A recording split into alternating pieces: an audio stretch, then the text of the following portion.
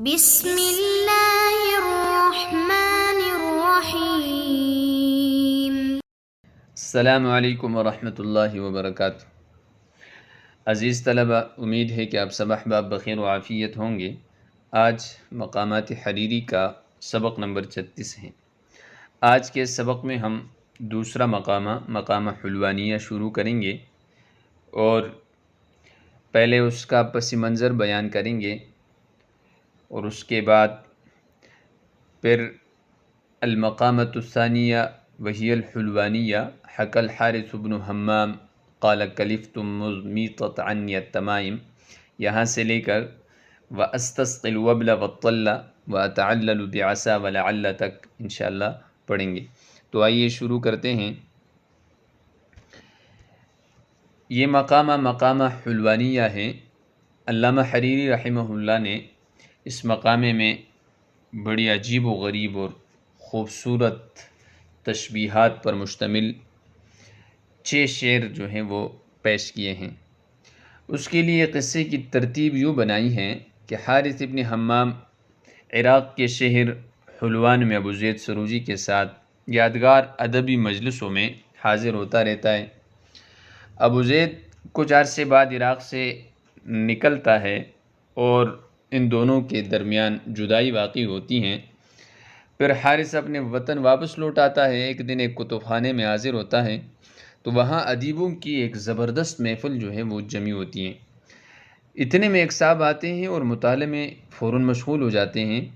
ایک دوسرے آدمی سے پوچھتے ہیں کہ جو وہ بھی مطالعے میں مشغول ہوتا ہے، اس سے پوچھتے ہیں کہ کون سی کتاب کا مطالعہ کر رہے ہیں؟ وہ کہتا ہے کہ یہ تو مشہور شاعر ادیب ابو عبادہ بختری کی کتاب ہیں، یہ میں پڑھ رہا ہوں۔ تو یہ آنے والا شخص اس سے پوچھتا ہے کہ کیا اس میں کوئی انوکھا شعر آپ کی نظر سے گزرا ہے؟ تو وہ کہتا ہے ہاں، اور وہ بختری کا ایک شعر سناتا ہے جس میں انہوں نے بڑی نرالی تشبیہات دی ہوئی ہوتی ہیں اور دانتوں کی اولوں کے ساتھ اور موتیوں کے ساتھ اس نے تشبیہ دی ہے۔ تو یہ صاحب کہتے ہیں کہ یہ تو کوئی خاص شعر نہیں ہے یار، اور پھر خود دانتوں کی تشبیہات پر مشتمل 2 شعر سناتا ہے۔ حاضرین ان اشعار کو بڑا پسند کرتے ہیں اور پھر پوچھتے ہیں کہ یہ اشعار کس کے ہیں؟ تو وہ جواب دیتا ہے کہ یہ تو میرے ہی ہے، لیکن یہ حاضرین اس بات کا یقین نہیں کرتے۔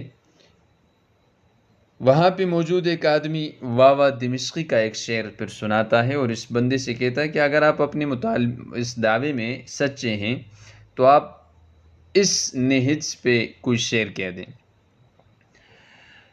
وہ صاحب جو ہے بڑی نرالی تشبیہات پر مشتمل برجستہ جو ہے وہ 4 شعر کہہ دیتا ہے۔ تب حاضرین اس کمال کو مان لیتے ہیں۔ تو حارث کہتے ہیں کہ جب میں نے غور سے دیکھا تو مجھے معلوم ہوا کہ یہ آنے والا شخص تو وہی میرا پرانا دوست ابو زید سروجی ہیں،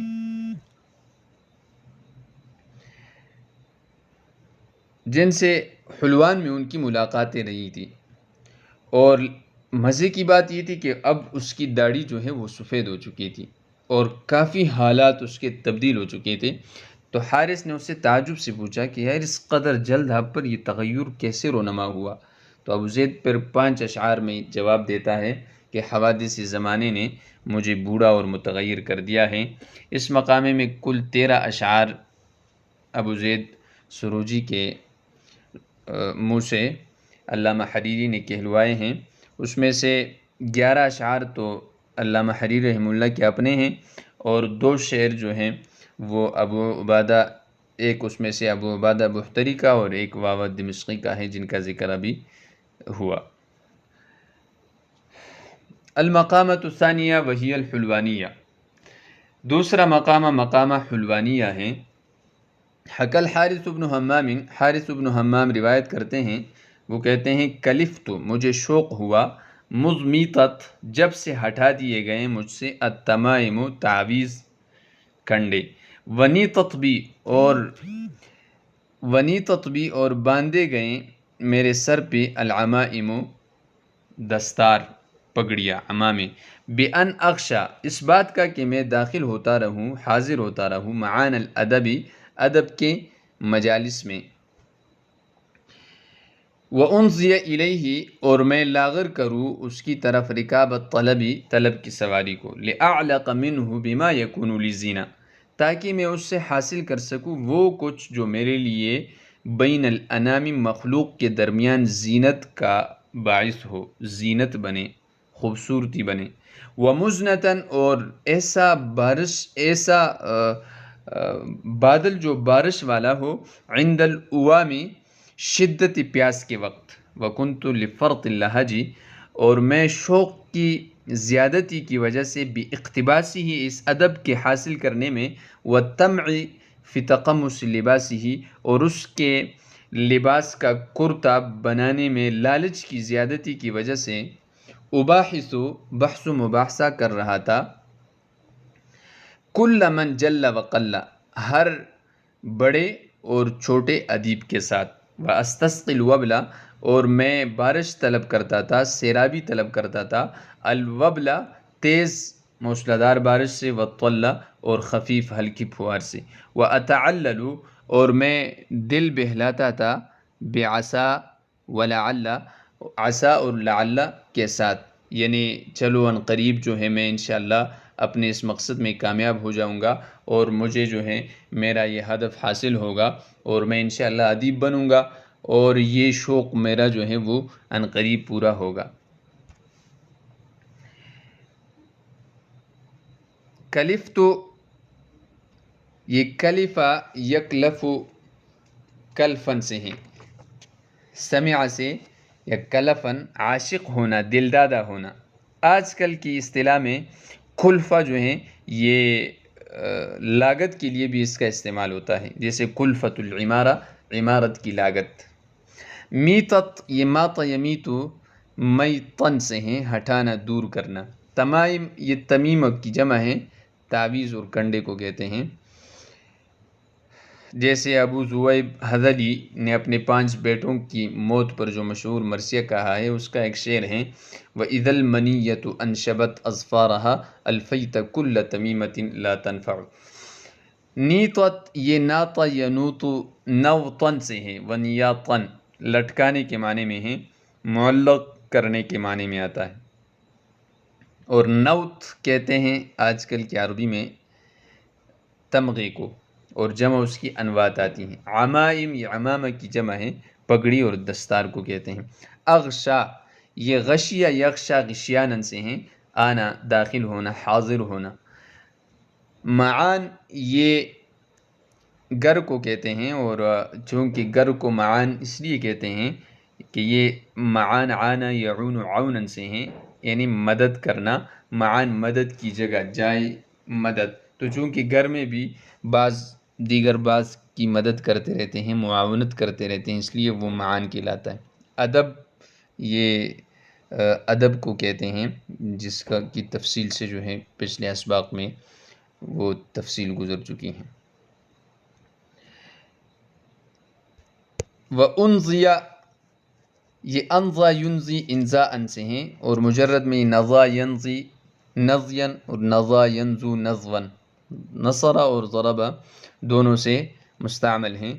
یہ نکالنے اور کھینچنے کے معنی میں ہیں مجرد میں، جبکہ افعال سے یہ کمزور کرنے، لاغر کرنے کے معنی میں ہیں، تو میں اس کی طرف کمزور کر دوں، لاغر کر دوں، یعنی اپنی تمام تر صلاحیت جو ہے وہ صرف کر دوں اور ادب کو حاصل کر دوں۔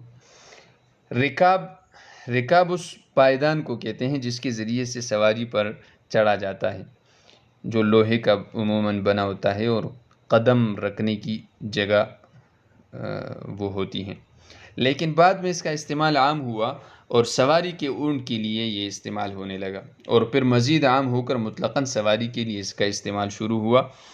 اس کا مفرد اس مادہ سے تو استعمال نہیں ہوتا، لیکن اس کی جمع جو ہے وہ رکب ہیں، جیسے کتاب کی جمع کتب آتی ہیں، اس طرح اس کی جمع رکابات اور رکائب بھی آتی ہیں۔ لِأَعْلَقَ طلب یہ طلب یطلب طلب سے ہیں، کسی چیز کو طلب کرنا۔ لِأَعْلَقَ یہ واحد متکلم کا صیغہ ہے، عَلِقَ یعلق علقن سے ہیں حاصل کرنا، کسی چیز کو لے لینا، جاننا۔ انام یہ مخلوقات کو کہتے ہیں، اور یہ زینت یہ بار بار گزرا ہے، زانا یزین زینن سے ہیں کہ خوبصورت ہونا، زینتن زینت والا ہونا۔ ومزنتن مزنہ یہ اس بادل کو کہتے ہیں جو بارش والا ہو، یعنی وہ بادل جس کے بعد بارش برسے، مزنن اس کی جماعتی ہیں۔ اوام یہ دھوئے کو بھی کہتے ہیں اور پیاس کی حرارت کو بھی کہتے ہیں، یہاں یہی پیاس کی حرارت مراد ہیں، اور اس کی جمع اویم آتی ہیں، آم یعوم اومن سے ہیں پیاس کا شدید ہونا۔ فرط یہ فرط یفرط فرطن سے ہیں زیادہ ہونا۔ لہج یہ لہج یلہج لہجن عاشق ہونا، دل دادہ ہونا۔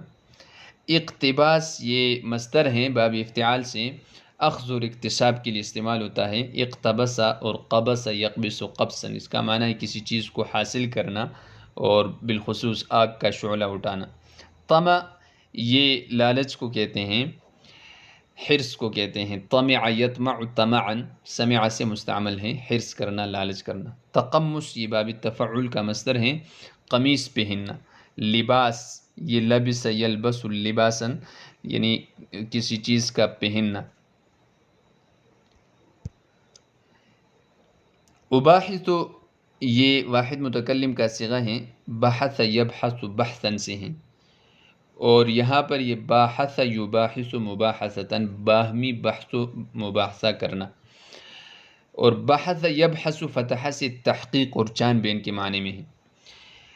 جل یہ جل یجل جلالا اور جلالتاً بڑا ہونا، اور قل یہ قل یقل قلتاً کسی چیز کا کمتر ہونا، حقیر ہونا۔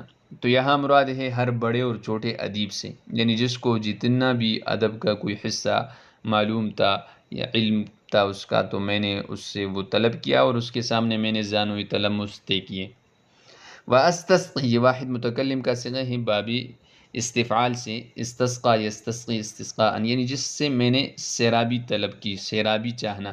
مجرد میں سقا یسقی سقین سے ہیں سیراب کرنا، جیسے قرآن میں ہے وَسَقَاهُمْ رَبُّهُمْ شَرَابًا طَهُورًا۔